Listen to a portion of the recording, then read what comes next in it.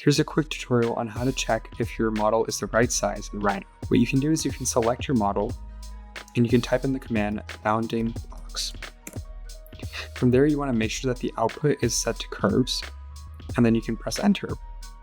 You can see that a bounding box shows up, and in the output log, you can see the actual size of your model. It's also extremely important that your actual file is set to millimeters, and the part that you have is also in millimeters. The easiest way to check this in Rhino is if you just type in units, it'll pull this up, and what you can see is that the model units are set to millimeters. These other settings aren't as important, but the model units are extremely important. We need them to be in millimeters. Next, to just walk through on how to export a model, you can go to File, Export Selected, select your model, click Enter, and then you can save it as whatever you'd like. In this setting, you can just go ahead and click OK, and then you can click OK as well. Now when we get the file, this is what it's going to look like for us. We're going to add the same model that we just exported, and I'm going to check the scale of it. You can see that it says exactly what we saw in the Rhino output log. Let's just say, for example, something happened to the file and it turns out it got exported a little bit too big or maybe super small. And if we reject it because it's not in the correct scale, you can go ahead and try out the bounding box command